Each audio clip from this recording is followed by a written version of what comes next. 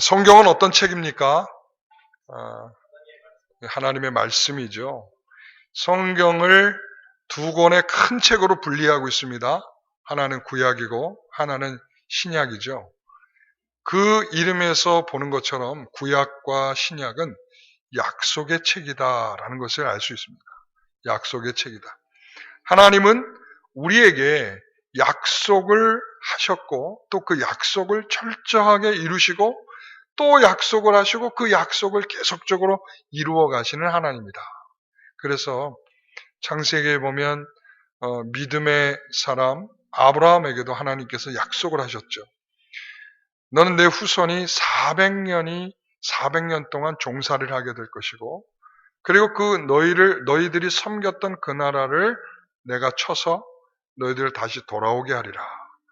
하나님께서 아브라함에게 이렇게 약속하신 것을 하나님께서는 그대로 430년 동안 그들을 종살이하게 하시고 그들을 다시 가나안 땅, 아브라함에게 약속한 그 땅으로 돌아오게 하셨습니다. 뿐만 아니라 이 창세기 3장 15절에 보면 하나님께서 여자의 후손을 약속하셨습니다. 범죄한 아담에게 하나님께서 약속을 하셨죠. 여자의 후손을 주리라. 여자의 후손은 누구를 가리키는 거죠? 예수 그리스도죠. 예수 그리스도를 주시겠다라고 약속을 하시고 창세기부터 약속하신 약속을 계속적으로 시간만 나면 하나님의 사람 선지자들을 통하여 성경에 기록하게 하셔서 그 약속을 또 하시고 또 하시고 또 하시고 그래서 우리 예수님께서 고난받는 종으로 이 땅에 오실 것이다. 너를 위해서 채찍을 맞게 될 것이고 너를 위해서 고난을 받게 될 것이다. 고난의 종으로 오실 것이다. 약속하셨는데 예수님께서 십자가에서 죽으셨죠. 오셔서 죽으셨죠. 이렇게 하나님께서는 그 약속을 계속적으로 하셨고 그 약속을 어떻게 이루어 가시는지를 성경에 낱낱이 기록하셨습니다. 예레미야서 1장 11절에 보면 하나님께서 예레미야에게 묻습니다. 네가 무엇을 보고 있느냐? 그때 12절에 제가 살구나무를 보고 있습니다. 하나님께서 말씀 잘 봤다. 그 살구나무는 무슨 뜻인가 하면 이런 거다. 내가 내 말을 지켜 그대로 이룰 거다라고 하는 의미를 갖는다. 이 살구나무는 샤카드라고 하는 단어인데요. 이것은 지켜본다. 이런 뜻, 지켜본다는 의미를 갖고 있어요. 하나님께서 눈동자같이 지켜볼 때에 우리 하나님께서는 어떤 마음으로 지켜보실까요? 내가 세우신 계획을 철저하게 지키기 위해서 이것이 어긋남 없이 하나님의 뜻이 이루어지기 위해서는 하나님께서 두 눈을 부릅뜨고 쳐다보고 계시다가 그 모든 것을 실행하시는 것으로 나타나겠죠. 그러니까 하나님께서는 이 살구나무를 통해서 그것을 우리에게 비유의 말씀으로 주신 거예요. 자, 너희들은 살구나무를 보면 하나님의 말씀을 지켜 하나님께서 내 말을 지켜 내가 이룰 것이다 라고 하는 것을 꼭 기억해야 된다. 하나님께서 이렇게 주신 거예요. 이사야를 통해서, 예레미야를 통해서. 그래서 성경은 바로 이렇게 이런 것들을 우리에게 강력한 메시지를 주고 있는 거예요. 성경을 읽을 때에 그냥 그렇게 이야기로만 읽지 마세요. 성경은 바로 하나님이 약속하신 것을 이렇게 이루신다. 하나님은 빈말하시는 법이 없는 분이다. 하나님은 약속하시면 반드시 실행하시는 하나님이시다. 그러니까 하나님을 두려워하라. 육신을 두려워하는 자들을 두려워하지 말고 너의 영혼을 죽음에 이르게 하는 그런 하나님을 두려워하라는 것이죠. 여러분, 하나님은 바로 그런 것을 우리에게 약속하셨고 이루시는 하나님이십니다. 그것을 누가 잘 알았느냐? 욥이라는 사람이 너무나 잘 알았어요.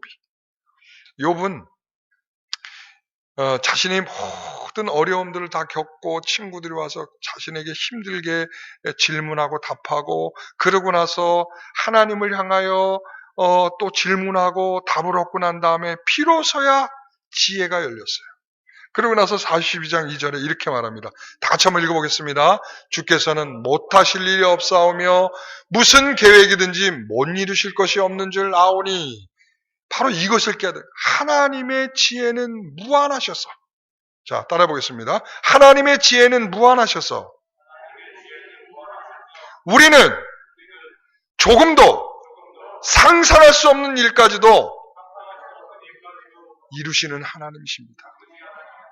여러분, 바로 욥이 깨닫게 된 것은 하나님의 지혜는 무한하셔서 하나님이 일하시는 것에 관해서 깨닫지 못하였는데 하나님이 하신 일을 비로소 깨닫게 됐다. 욥을 읽으면서 욥이 주인공이라고 생각하는 것은 착각입니다. 욥은 주인공이 아니에요. 여러분 아셔야 됩니다.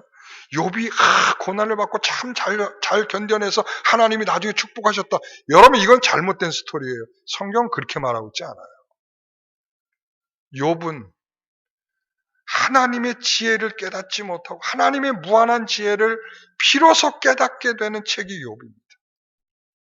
그래서 자신이 걸어온 모든 인생의 길을 종합적으로 회개하는 일이 여기서 4절 이후에 나타나게 되는 것이 그래서 그런 거죠.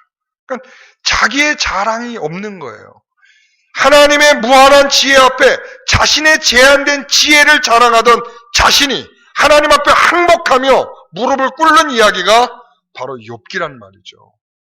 여러분 그래서 우리는 그 하나님의 무한한 지혜를 깨닫는 것이 우리에게 조금이라도 깨닫게 하는 것이 있다면 그것이 큰 복인 줄 믿습니다. 욥이 받은 복은 바로 그거예요. 내가 전에는 깨닫지 못했던 것을 깨닫게 됐습니다. 보지 못하던 것을 보게 되었습니다. 내가 알지 못하던 것을 알게 되니 내가 얼마나 죄인인지를 알게 됐습니다. 전에는 뻔뻔하게 내가 잘났다고 나의 의의를 자랑하던 내가 그 모든 것이 싹 지워지고 하나님 앞에 죄악만이 남아있는 자신을 발견하게 되는 거죠. 여러분 그렇습니다. 믿음은 하나님의 그런 무한하신 계획을 그리고 또한 하나님의 주권 속에 있음을 보게 되는 것이 믿음입니다. 믿음은요, 그저 내가 원하는 대로 주십시오라고 하는 것이 믿음이 아니에요. 그래서 여러분 우리가 이 산을 옮길 만한 믿음이 있을지라도 그렇죠. 이게 중요하지 않다는 거예요. 뭐가 없으면 안 된다고? 이게 어디에 있는 거예요, 이게? 이게 어디에 있는 말씀이에요? 제가 좀 전에. 고린도전서 13장. 무슨 장? 사랑장. 그러니까 뭔 얘기겠어요? 너희가 산을 옮길 만한 믿음이 있어도 사랑이 없으면 다 꽝이다.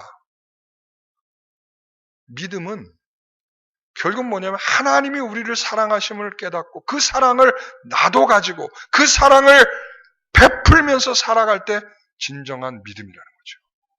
믿음은요, 어떤 현상적인 거, 어떤 신비적인 거, 어떤 놀라운 거, 병들었는데 고쳐진 거, 여러분 여기에도 없지는 않지만 진정한 믿음은 하나님이 우리에게 베푸시는 그 사랑을 마음에 팍 새기고 그 사랑을 가지고 살아가려고 애를 쓰고 있는 그 자세는 바로 믿음 때문에 가능합니다. 여러분 그래서 하나님이 가지신 그 무한한 계획 앞에 우리는 하나님이 가지신 그 주권 앞에 바로 욥과 같이 항복할 때 진정한 믿음이 있는 것입니다. 여러분 다니엘 4장 35절 말씀을 보니까 이렇게 말하고 같이 한번 읽습니다. 땅의 모든 사람들을 없는 것 같이 여기시며 하늘의 군대에게든지 땅의 사람에게든지 그는 자기 뜻대로 행하시나니 그의 손을 금하든지 혹시 이르기를 내가 무엇을 하느냐라고 할 자가 아무도 없도다. 할렐루야. 여러분 어떤 것으로도 하나님이 하시는 일을 막거나 거스를 수 있는 것이 없다는 것을 표현하고 있습니다. 하나님의 무한한 지혜는 어떻게 이렇게 할 수 있습니까? 왜 욥과 같이 이렇게 고통을 받게 합니까? 왜 욥의 가정을 이렇게 다 몰살시킵니까? 왜 재산을 다 가져갑니까? 우리의 지혜로는 알 수 없다는 거죠. 하나님의 지혜는 하나님은 더 거대한 그림을 계시고 우리에게 주시려고 하는 그러한 복됨이 있기 때문에 하나님께서 지금의 그 현실, 고통스러운 현실을 견디도록 하시는 은혜가 있다는 말씀을 하고 있는 것입니다. 시편 135편 6절에 보니까 여호와께서 그가 기뻐하시는 모든 일을 천지와 바다와 깊은 데에 이르기까지 하나님께서 다 행하셨다라고 말씀하고 있어요. 하나님은요, 이러신 분이 여호와께서 그가 기뻐하시는 그 모든 일을 행하시는 분이십니다. 아시겠습니까? 여러분, 우리가 기뻐할 일을 하시는 것이 아니라 하나님이 기뻐하실 일을 하시는 것입니다. 우리의 눈에 불편한 일이라도 하나님은 그것을 하나님이 기뻐하시는 일이라면 하나님의 무궁한 지혜 속에서는 얼마든지 가능한 일이고 하시는 일이라는 것을 말씀하고 있는 것입니다. 여러분, 인간의 얄팍한 눈으로 하나님을 판단하는 무지한 자가 되지 않기를 소원합니다. 하나님은 우리에게 그만한 지혜를 주지를 못하셨어요.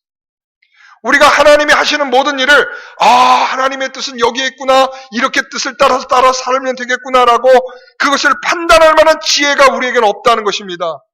그래서 우리가 무릎을 꿇고 기도해야 되는 것입니다. 지혜를 달라고 말이죠. 여러분, 우리는 성경에서 어떤 것도 하나님의 의지 밖에서 일어나고 있다는 것을 말하고 있지 않습니다. 하나님의 의지나 하나님의 능력 밖에서 어떤 일이 이루어지고 있지 않다는 것을 조금 전에 말씀들을 통해서 우리는 확인했습니다. 뿐만 아니라 그래서 제가 성경을 계속 뒤적거려 봤습니다. 처음부터 끝까지 이렇게 막 정독하지는 않고 이렇게 쭉 제가 이렇게 봤습니다. 하나님의 놀라운, 하나님의 이 세상을 어떻게 하시는지에 대한 이해를 제가 다시 한번 찾아봤습니다. 그랬더니 수없이 많은 곳에서 막 이것저것이 막 튀어나오더라고요. 하나님께서 물을 잔잔케 하시기도 하고, 하나님은 태양을 멈추시기도 하고, 하나님은 우박을 내리시기도 하고, 하나님은 메뚜기를 보내시기도 하고, 파리를 보내시기도 하고, 모기를 보내시기도 하고, 하늘을 시커멓게 바꾸기도 하시고, 하나님은 바람이 있게도 하시고, 바람이 없게도 하시고, 비를 내리게도 하시고, 비를 멈추게도 하시고, 이게 어떤 자는 병을 걸리게도 하시고, 어떤 자는 병을 치료하게도 하시고, 어떤 사람은 영혼을 사망에 이르게도 하시고, 어떤 사람은 그 죽었던 육신, 죽었던 몸을 하나님께서는 살리기도 하시고, 이것을 성경에서 다시 한번 쭉 보는데, 하나님은 모든 이 나라와 이 민족과 이 모든 생물과 이 자연과 이 만물을 하나님께서는 지배하고 계시는 하나님이라는 사실을 확인하게 되더라고요.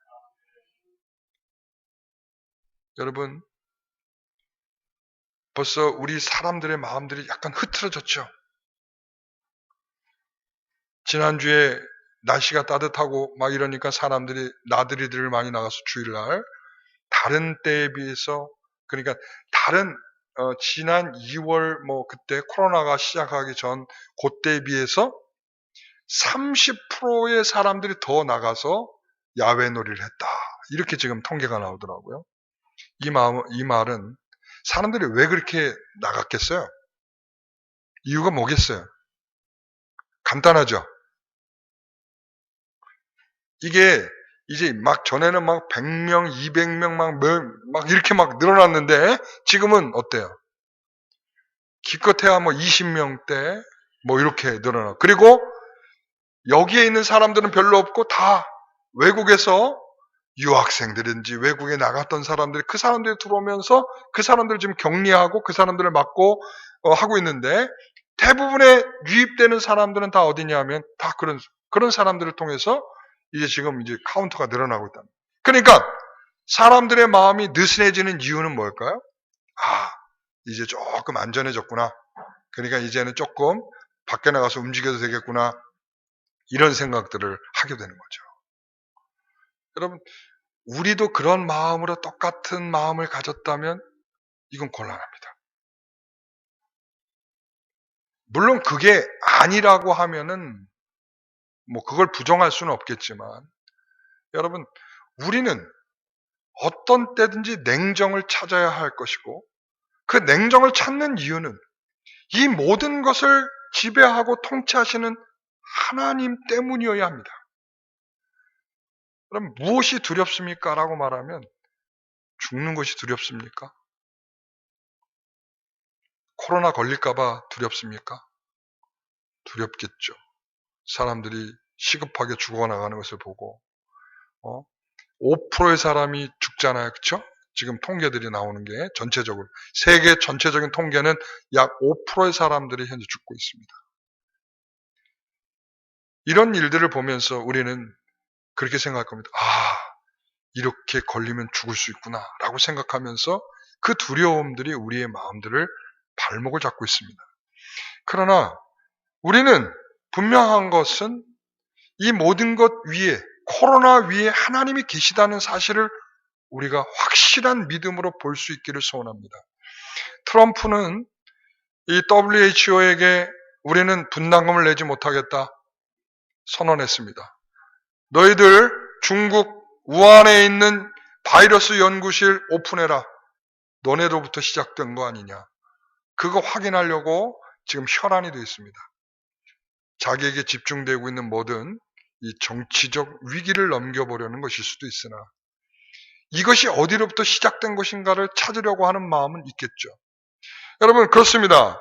어디로부터 시작되었던지 그 위에 계시는 그 모든 것을 지배하고 통치하시는 하나님이 계시다는 사실만큼은 변하지 않는 사실임을 기억하셨으면 좋겠습니다.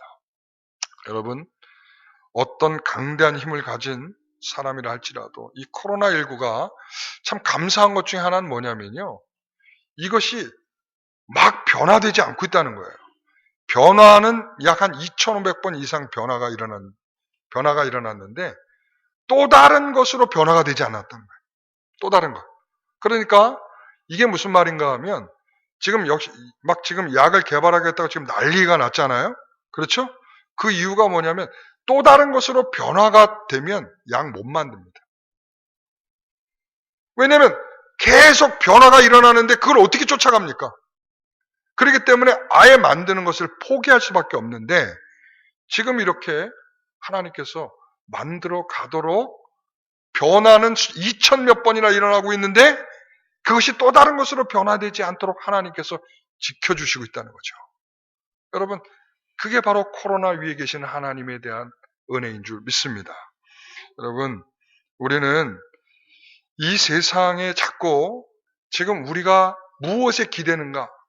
빨리 신약이 개발되면 좋겠다. 그럼 우리가 마음대로 할 수 있는데 여러분 신약만 바라고 있다면 그것만으로는 부족합니다. 물론 신약 나와야 됩니다.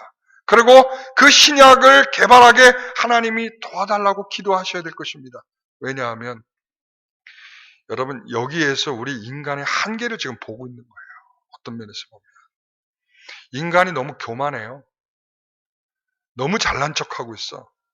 이 모든 세계를 다 움직이겠다고 생각을 하고 이젠 자연 만물도 마음대로 하려고 어떻게 하면 우리가 가지고 있는 과학적 실력을 가지고 비도 오게 하고 어떻게 하면은 미세먼지도 막고 어떻게 하면은 우리가 원하는 자연으로 만들어 갈 수 있을까? 여러분 자꾸 그런 쪽으로 인간들이 개발을 하면서 인간이 스스로 이것을 통해서 말하고 있는 건 뭐냐면 우리는 충분히 잘할 수 있다라고 하는 하나님은 우리에게 필요치 않다라고 하는 그러한 인간의 자만심들이 있는 그러한 내용들이란 말이죠.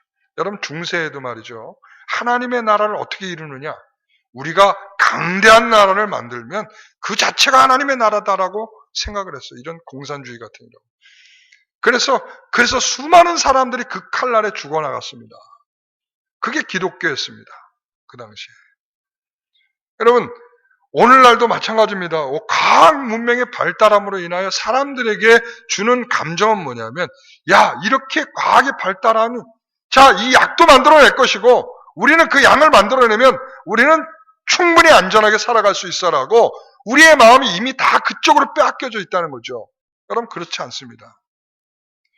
여러분 생각해 보세요. 제1차 대전, 제2차 대전이 일어난 이유가 뭔지 아십니까? 이게 바로 산업혁명 이후에 인간이 발달한 과학적 문명 때문에 나타난 현상이에요. 그것이 바로 무기로 발전된 거예요. 그게 꽃이 무기였던 거예요. 그들의 과학 문명, 산업의 발전의 꽃은 뭐였냐면 바로 무기였던 거예요. 우리가 이만한 무기를 만들었고 이런 비행기를 만들었고 이런 무기를 가지고 있으니 우리가 세계를 제패할 만한 힘을 가졌다. 그래서 이 많은 사람들 그 당시에 미래파라는 사람이 있었어요. 미래파. 굉장히 훌륭한 파겠죠. 이 미래파는 이런 과학 문명의 발달로 말미암아 우리에게 아름다운 유토피아를 가져오게 만들고 그런 아름다운 유토피아는 우리에게 행복을 가져다 줄 것이다. 그러니까 지금까지 우리가 행했던 전통적인 것들은 다 무시하고 다 버려버리자. 이런 게 미래파였어요. 그래서 이들이 철저하게 제1차 세계대전, 제2차 세계대전에 다 참전해서 그들이 꿈꾸던 것을 이렇게 이뤄보려고 애를 썼습니다. 이것이 이제 낙관주의이기도 한데, 우리에게 이런 과학 문명이 우리에게 행복을 가져다 줄 거다라고 하는 낙관주의이기도 한데, 결국 이것이 가져다 준 건 뭐죠? 전쟁의 완전한 패멸이죠. 그리고 그 일로 인해서 사람들이 이렇게 우리를 행복하게 해줄 거야 했던 모든 감정들이 하루아침에 다 빼앗겨버리고 순식간에 그들에게 찾아온 마음들이 뭐냐면 회의주의. 인간의 사는 것이 뭐냐. 이렇게 사는 인간이 이 밥은 먹어서 뭐하냐. 인간의 극도의 회의주의에 빠지게 되는 그런 시기가 바로 그런 낙관주의 이후에 찾아오게 됩니다. 여러분, 우리는 이런 끊임없는 발전이 우리에게 안전을 보장할 것이다 라는 생각이 우리에게 아마 있을 거예요. 여러분, 이 자체가 죄악은 아닌데 이것만을 생각하고 있다면 죄악입니다. 여러분, 오늘 우리가 밖을 돌아다닐 때에 정말 하나님이 우리에 대한 지켜주심과 우리에 대한 분명한 돌보심에 대한 마음의 확신을 가지고 나왔다면 여러분 복된 것이나 이렇게 사회가 이제는 좀 안전해졌으니까 이제는 마음껏 돌아다니자 라고 하고 나왔다면 그것은 그 자체로는 죄악입니다. 왜? 결과적으로는 우리의 이 세계를 그렇게 끌고 가고 있다라고 믿고 있는 것이죠. 오늘 성경은 그래서 그렇게 하나님을 기억하지 못하는 자들에게 오늘 이 말씀을 던져주고 있는 것입니다. 8절 9절을 같이 읽어보겠습니다. 너희 패역한 자들아 이 일을 기억하고 장부가 되라. 이 일을 마음에 두라. 너희는 옛적 일을 기억하라. 나는 하나님이라. 나 외에 다른 이가 없느니라. 나는 하나님이라. 나 같은 이가 없느니라. 여러분, 하나님이 되시는 이유는 뭡니까? 하나님은 계획한 것을 이루시는 분이시기 때문에 하나님이신 거예요. 여러분, 인간이 그렇게 할 수 있습니까? 사람이 무엇인가 계획하더라도 그 길을 인도하시는 분은 누굽니까? 하나님이시잖아요. 그렇죠?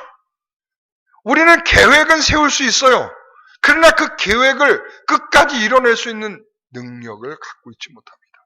아까도 말씀드렸죠. 우리는 지혜가 제한되어 있다라는 거죠. 그래서 하나님이 하나님 되시는 이유는 바로 그겁니다. 10절 말씀 다 같이 읽어봅니다. 내가 시초부터 종말을 알리며 아직 이루지 아니한 옛적부터 보이고 이르기를 나의 뜻이 설 것이니 내가 나의 모든 기뻐하는 것을 이루리라 하였노라. 아멘. 하나님께서 시초부터 종말을 알려주셨다는 거예요. 여러분, 누가 처음에 있어 봤습니까? 누가 마지막까지 살아봤습니까? 그런데 하나님은 처음도 말씀해 주시고 마지막도 알려주시는 하나님이라는 거죠. 이런 무한한 지혜와 영원성을 가지고 있는 하나님이란 말씀이죠. 그러나 우리는 불가능하죠. 그래서 그 하나님의 무한한 지혜는 옛적부터 우리에게 계속적으로 보여주셨어요. 한 번이 아니라 계속적으로 보여주시고 또 보여주시고 또 보여주시고 그리고 난 다음에 나중에 하나님이 기뻐하시는 뜻이 어떻게 서게 됐는지를 하나님이 이루심으로 말미암아 하나님께서 성취하셨다는 말씀이죠. 여러분, 저는 오늘 여러분들에게 이 말씀을 드리고 싶습니다. 야고보서 4장 15절의 말씀에 보면 너희가 도리어 말하기를 주의 뜻이면 우리가 살기도 하고 이것이나 저것을 하리라 할 것이거든요. 오늘 여러분이 꼭 암기하고 돌아가야 될 말씀입니다. 앞뒤 불필요한 부분들을 빼고 이 부분만 주의 뜻이면 우리가 살기도 하고 이것이나 저것을 하리라. 자, 다시 한번 합니다. 주의 뜻이면 우리가 살기도 하고 이것이나 저것을 하리라. 자, 다시 한번 주의 뜻이면 우리가 살기도 하고 이것이나 저것을 하리라. 아멘. 여러분 그렇습니다. 주의 뜻이면 말이죠. 주의 뜻이면. 우리는 주의 뜻이 없는 길을 갈 수도 없고요. 주의 뜻이 아니라면 우리가 안 갈 수도 없는 입장이 바로 우리들의 입장입니다. 잘난 체 다 해봤자 우리는 스스로 무언가를 그렇게 해낼 수 있는 능력도 그러한 미래도 설계할 수 없는 그런 자들입니다. 그래서 이 말씀의 배경을 보게 되면 이렇습니다. 한 사람이 만수동에 와서 1년 동안 열심히 음식점을 차려서 나는 집도 사고 그리고 우리 자녀들에게 참 하고 싶다고 하는 것도 다 나눠주고 그렇게 살아야겠다. 그리고서는 이 부푼 꿈을 안고 가게를 열었어요. 이 사람 마음속에 얼마나 행복하겠어요. 그죠? 장사만 잘 됐다 하면 끝내줄 텐데. 그죠? 자, 제가 어떤 신혼부부를 만났습니다. 목사님, 저희가 결혼하고 난 다음에 얼마 되지는 않았지만 집을 하나 샀습니다. 이 집은 저희가 1년 반 후에 이제 완성하게 되는데 저희가 가보았습니다. 어딜 가봤겠어요? 모델하우스를 가봤습니다. 갔더니요 정말 너무나 신식이고 너무나 잘 돼 있고 너무나 좋았어요. 그날부터 저는 꿈을 꾸기 시작했습니다. 여기서 살 꿈을.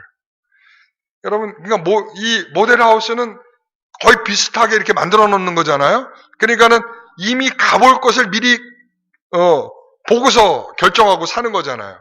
그러니까는 이 사람 마음속에는 이제 모델하우스가 마음속에 있고 부부가 너무 행복하게 우리가 있잖아 집을 이제 이사를 가면 거기에 어느 방은 뭘 하고 저 방은 이걸 하고 여기에다 이걸 갖다 놓고 이런 꿈을 막 꾼 거죠.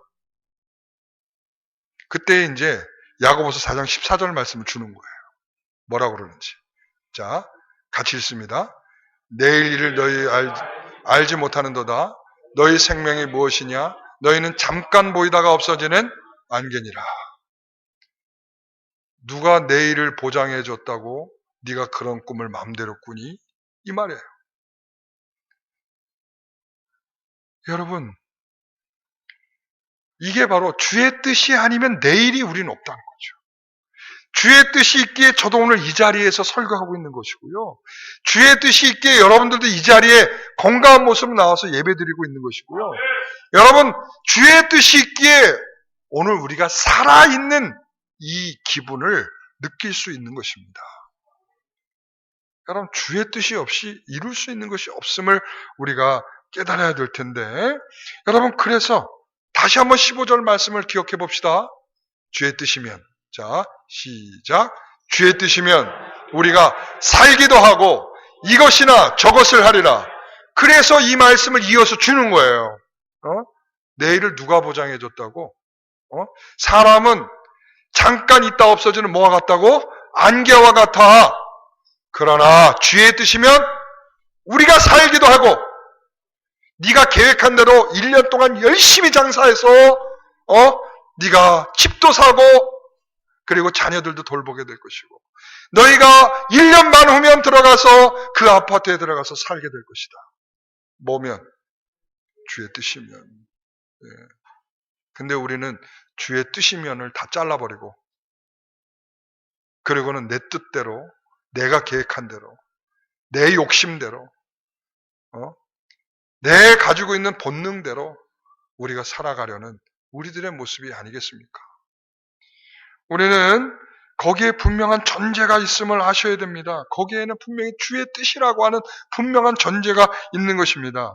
우리는 현재 방역을 잘한 국가로 칭찬을 받고 있죠. 그래서 여러 나라들에서 너희들이 갖고 있는 키트도 좀 달라. 그리고 또한 너희들이 가지고 있는 방역 체계를 우리에게도 좀 전수해달라. 여러분 많이 그런 일을 지금 겪고 있습니다. 옛날부터 그래서 약간 좀 어깨가 이렇게 좀 올라가는 것 같아요.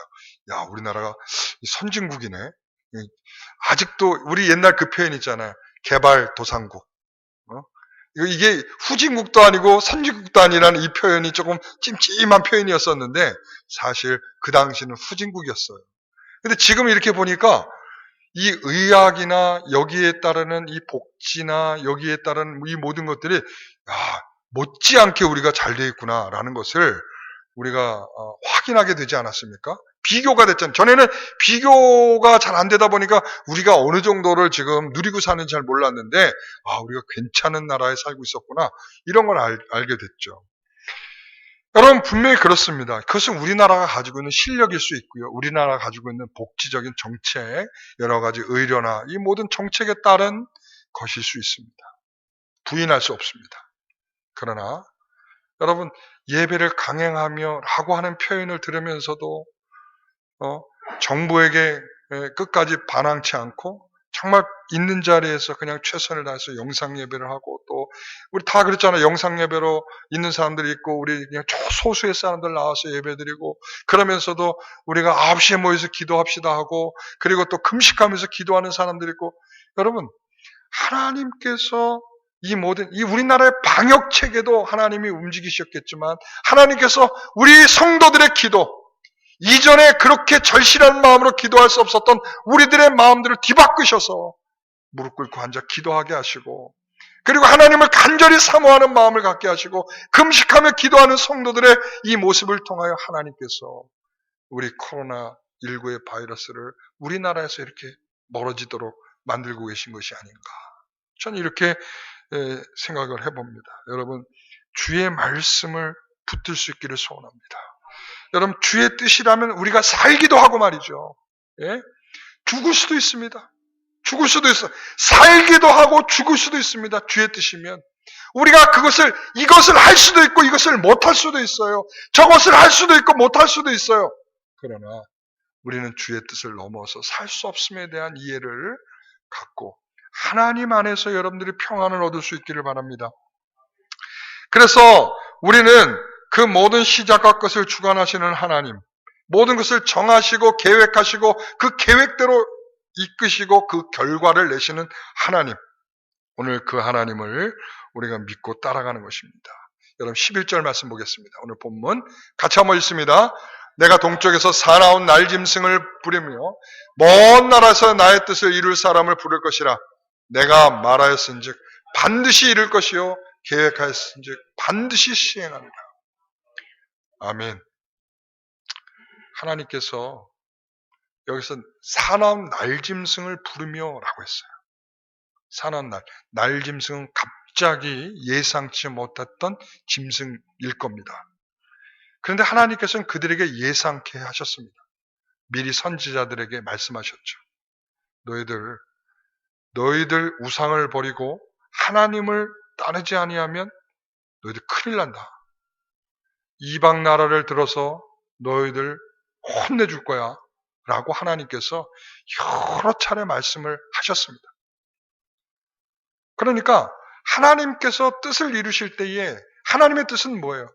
이 하나님의 백성들이 우상 앞에 절하지 않고 하나님을 섬기며 살아가는 것, 이 영광스러움에 성도들이 나아갈 수 있게 하는 것, 이게 하나님의 뜻 아니겠습니까?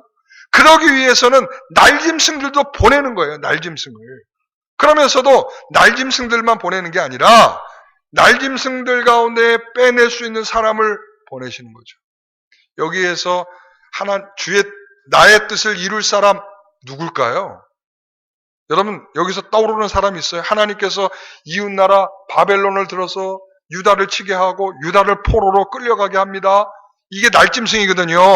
그런데 그러면 여기에서 해방시켜줄 만한 사람이 누가 있었겠어요? 생각나는 사람 없어요?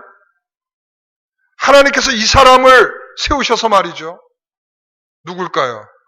계속 가르쳐줬는데 이사야서에는 나의 목자 고레스. 이건 상상도 할 수 없었던 일입니다. 왜? 이방 나라의 왕인데 어찌 우리를 구해줄 사람으로 생각할 수 있었겠습니까? 그런데 하나님은 너희들의 지혜로는 상상도 할 수 없는 그 일을 내 무한한 지혜 속에서는 이런 자를 불러서 너희를 구하신다라고 말씀하고 계십니다. 이 말은 너희들이 모르는 이 삶 속에 하나님께서는 끝까지 계획한 일을 하나님께서는 반드시 이루고 반드시 이루신다라는 말씀을 하고 있는 것입니다. 여러분, 마음껏 살면 실패입니다. 마음껏 살면 죄악입니다. 마음껏 사는 순간, 인간이 주인이 되는 순간 하나님께서 이 말씀이 그 귀에 들려질 것입니다. 망한다. 너의 뜻대로 사는 것은 망한다. 주의 뜻으로 사는 것이다. 오늘 우리는 주의 뜻으로 사는 자들인 줄 믿습니다. 여러분, 하나님의 뜻이 이루어지길 위해서 기도해야 하는 것입니다. 여러분, 하나님 우리에게 이런 말씀을 전제로 주고 있는 거예요. 이런 말씀 속에서 보세요. 나는 날짐승을 동원해서라도 나는 너희들에게 하나님의 뜻을 이룰 것이고 하나님께서 구원할 자를 부르셔서 또 너희들을 구해낼 것이나 그렇게 하는 이유가 있다. 전제가 있다. 그것은 뭐냐면 3절 4절 말씀. 오늘 본문 같이 한번 읽어봅니다. 야곱의 집이여 이스라엘 집에 남은 모든 자여 배에서 태어남으로부터 내게 안겼고 태에서 남으로부터 내게 업힌 너희여 너희가 노년에 이르기까지 내가 그리하겠고 백발이 되기까지 내가 너희를 품을 것이라 내가 지었은즉 내가 업을 것이요 내가 품고 구하여 내리라. 여러분, 이 말씀을 이해하기가 쉽지 않은 것은 무슨 말인지는 아시겠죠. 그러나 보세요. 여러분, 우리가 응애하고 태어났을 때는 부모가 어떻게 해요? 업어주고 안아주고 해서 키우지 않습니까? 여러분, 근데 백발의 노인이 돼서 거동하기 어려워지면 어떻게 됩니까? 오히려 자녀들에게 도움을 받아야 되고 오히려 자녀들에게 안겨서 가야 되는 것이 부모가 될 수도 있죠. 그러니까 이게 우리의 모습인데 하나님은 뭐라고 말씀하시냐면 응애하고 태어나서 내가 너희를 안고 업을 것이며 그리고 너희가 백발이 돼서까지도 어떻게 하신다고요? 너희를 업어서 구원하리라. 이렇게 말씀합니다. 이것은 우리의 능력으로 불가능함을 하나님은 우리에 대하여 시작과 끝을 다 책임지시는 하나님이라는 거예요. 이 말은. 그렇죠. 우리가 응애하고 태어났을 때 그리고 우리가 백발이 되어 늙어서 더 이상 아무것도 할 수 없는 그 지경에 이를 때까지 하나님은 처음부터 끝까지 모든 것을 책임지며 계획하시며 모든 것을 이루어 가시는 하나님이다. 여러분, 우리가 코로나19로 벌벌 떨고 있는 순간 우리는 하나님이 기억되지 않았다면 여러분들은 죄악이었습니다. 하나님은 여러분의 인생을 어린아이부터 백발의 노인이 되기까지 업고 안고 가시겠다라고 말씀하고 있는데 우리는 스스로가 뛰쳐나와서 나는 내가 가겠으니 내가 알아서 피하겠으니 내가 알아서 먹고 살겠으니 라고 뛰쳐나간 그런 고약한 인생이 되는 거죠. 여러분, 이스라엘 백성들도 그것을 경험했습니다. 하나님께서 신명기 31장에 가서 보게 되면 이렇게 말하죠. 사람이 자기 아들을 안는 것 같이 너희 하나님 여호와께서 너희가 걸어온 길에서 너희를 안으사 이곳까지 이르게 하셨느니라. 출애굽기 19장 4절에 보게 되면 내가 어떻게 독수리 날개로 너희를 업어 내게로 인도하였음을 너희가 보았느니라. 신명기 32장 11절에 보면 역시 하나님께서 마치 독수리가 날개를 펴서 새끼를 업고 그들을 안는 것처럼 하나님께서는 너희들을 지켜왔다. 여러분, 이스라엘 백성들이 광야길을 걸으면서 하나님께서 이렇게 표현해 주시죠. 너희들은 광야길을 걸으면서 신발이 닳지 않았다. 여러분, 광야를 걷는데 신발이 어떻게 안 닳을 수가 있겠어요? 이거 불가능합니다. 그 표현이 아닙니다. 내가 너희를 안고 갔다는 말입니다. 내가 너희를 안고 갔고 업고 갔고 그래서 너희가 지금 가나안까지 들어온 것이지 너희들의 능력이 아니다. 너희들이 걸어서 온 것이 아니다. 그런데 우리는 팍팍 주장하죠. 내가 걸었지 않았습니까? 내가 건강하지 않았습니까? 내가 하지 않았습니까? 라고 우리는 스스로 말하죠. 그런 자들은 광야에서 다 죽었단 말이에요, 지금. 아시겠습니까? 그런 자들이 이스라엘 백성들이 광야에서 하나님이 신명기 이 말씀을 하시면서 하시는 말씀은 그거예요. 그렇게 주장하다가 그들은 광야에서 죽었다. 지들의 길을 가다가 그렇게 지들이 죽었다. 그러나 하나님은 여기까지 오게 한 것은 내가 너희들을 업고 안아서 왔다. 여러분, 그렇기 때문에 사나운 날짐승이 뛰쳐나와도 여러분, 하나님께서 구할 자를 보내시는 이유가 거기에 있는 것입니다. 오늘 우리는 사나운 날짐승과 같은 코로나19 바이러스 생긴 모양도 비슷하네요. 사나운 날짐승 이 이미지와 이 코로나 바이러스 그렇죠? 이 코로나가 이 왕관이라는 뜻인데 왜 그 생긴 모양 때문에 왕관이라는 표현을 준 건데요. 코로나. 그런데 이 코로나 이 바이러스 이 날짐승처럼 우리도 예상치 못했는데 갑자기 등장해서 2020년도를 쑥대밭으로 만들어낸 이 엄청난 바이러스, 세계를 완전히 쑥대밭으로 만들어 경제와 그리고 의학과 모든 것들을 앞으로 몇 년 뒤로 후퇴를 시킬지 모르는 이 엄청난 이 일. 그러나 그 위에 우리 하나님이 계시다는 것에 대한 인식이 되지 않고 있다면 우리는 이미 이것에 대한 참된 의미를 발견하지 못하고 있는 것임을 기억하시기 바랍니다. 그 당시에 백성들에게 이렇게 꼬집어 말하고 있는 것입니다. 5절의 7절. 5절의 7절.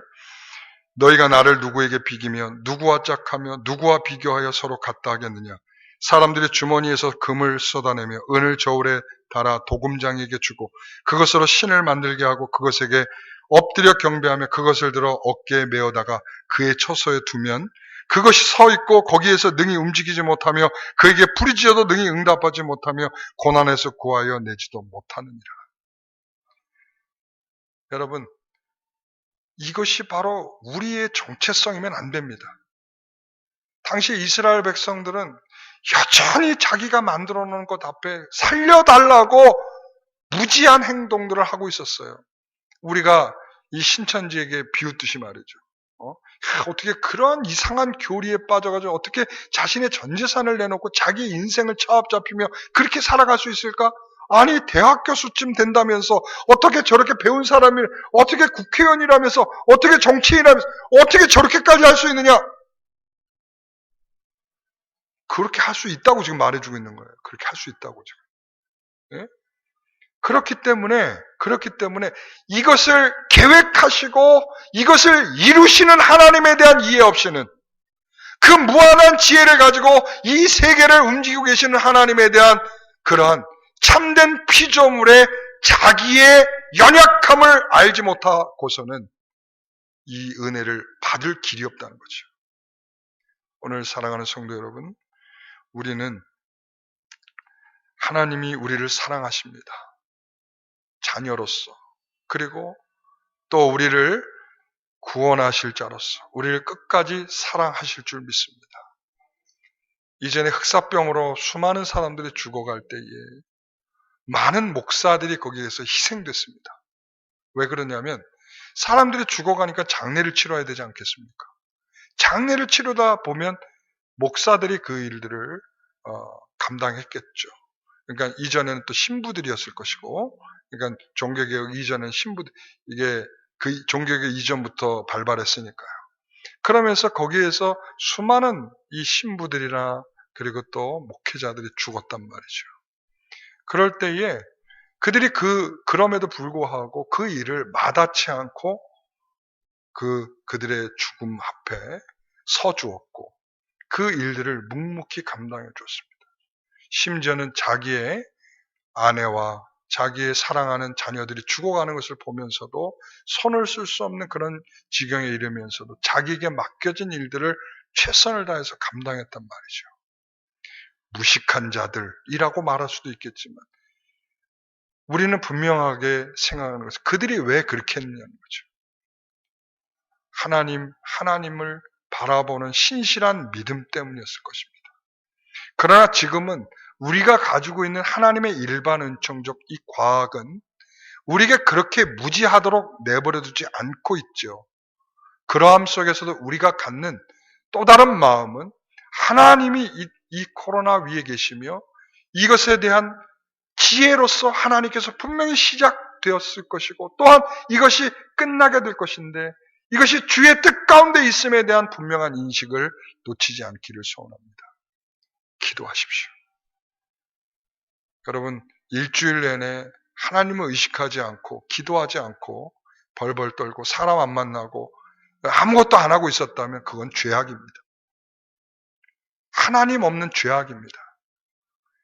우리가 그런 죄악을 일깨워 주시려고 하나님이 지금 우리에게 하나님을 경외하는 자에게는 하나님을 만날 만한 기회를 지금 주고 있음을 기억하십시오.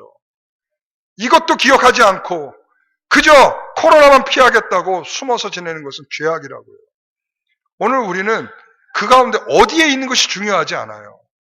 그것을 지금 내가 기도해야 할 자리임을 깨닫고 분명히 하나님 앞에 우리가 모든 것을 맡기고 의지하는 저와 여러분 되시기를 소원합니다. 오늘 암송한 말씀 있죠? 주의 뜻이면 같이 한번 암송합니다. 시작.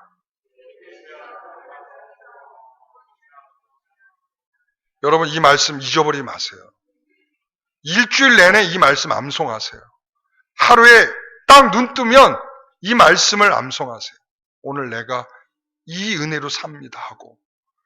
제가 다음 주에 여러분 또렷하게 암송하지 못하면 여러분에게 다 글자 수대로 뭘 거둬야 되겠어요. 여러분 우리가 정말 이 말씀을 한 주간 동안 붙들고 기도합시다. 아시겠습니까? 다시 한번 암송합시다. 주의 뜻이면 우리가 살기도 하고 이것이나 저것을 하리라. 다시 한번 주의 뜻이면 할렐루야. 여러분 우린 주의 뜻이 있으면 살기도 할 것입니다.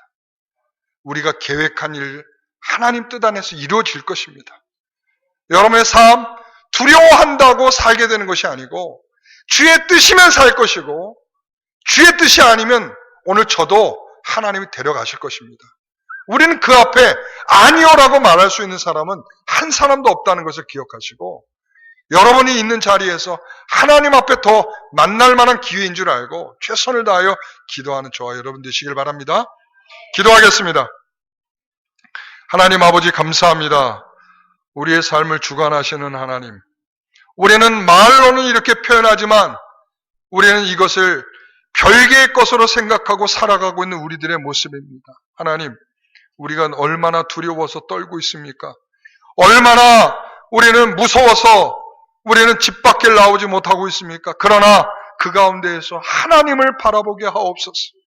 코로나19 위에 계시는 하나님, 그것을 통치하며 지배하시는 하나님, 자연 만물을 주관하시는 하나님, 오늘 우리가 그 안에서 주 안에서 주님이 주시는 은혜를 얻기를 원합니다. 주의 뜻이면 살기도 하려니와 우리는 우리가 계획한 이것과 저것을 하게 될 줄 믿습니다. 오늘 우리의 마음속에 이 마음을 붙들고 사는 한 주간 되게 하옵소서. 예수님의 이름으로 기도하옵나이다. 아멘. 모두 일어나시죠.